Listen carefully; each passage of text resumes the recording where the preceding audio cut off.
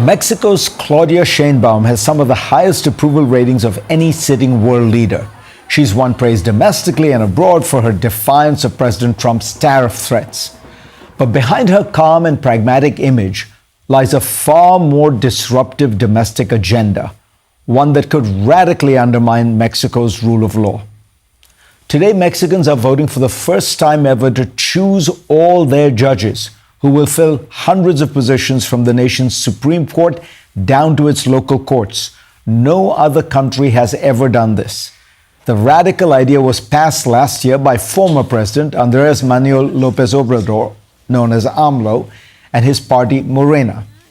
Now it's being championed by his protege, Sheinbaum, who won in a landslide last year. She says this vote will make Mexico, quote, the most democratic country in the world. At first glance, it sounds appealing. More power to the people, right? And Mexico's justice system is deeply flawed.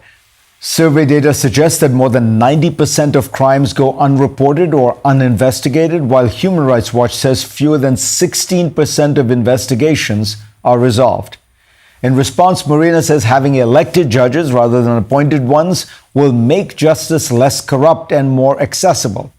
It's a popular idea. A recent Pew survey found that 66% of Mexicans approve of electing their judges, though support for the change is divided on partisan lines.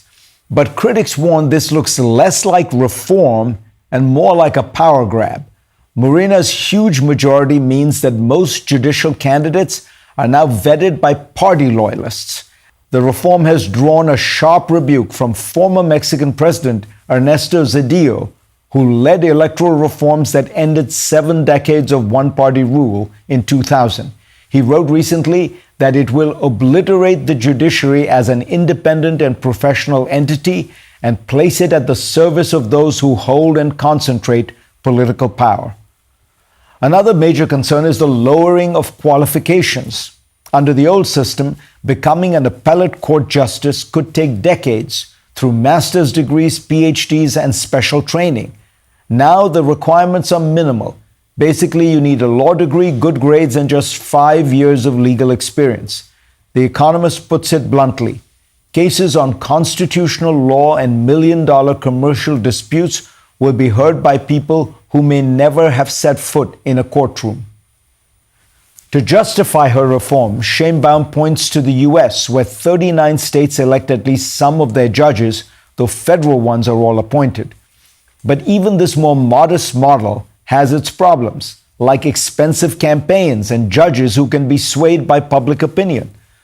Bolivia offers another warning.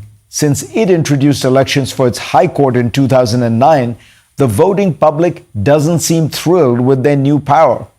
An International Court of Justice report last year found that most votes cast in recent elections were blank or null, not necessarily in protest, but because voters didn't know whom to choose. Mexico could face a similar problem. Sample ballots showed long, dizzying lists of dozens of unfamiliar names, making it nearly impossible for voters to make informed decisions. Some worry that the drug cartels could finance electoral campaigns, and in fact, former cartel lawyers are on the list of candidates for this election. All this fits a global pattern where populist leaders see independent judiciaries as the last great check on their power, and then move to dismantle them.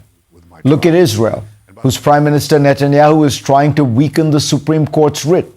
In India, Prime Minister Modi has spent years tightening control over his country's judges through a combination of coercion and patronage.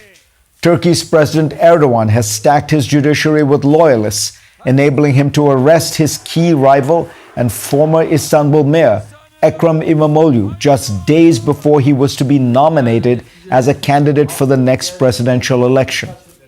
And in the United States, the second Trump administration has ramped up verbal attacks on judges whenever rulings don't go its way.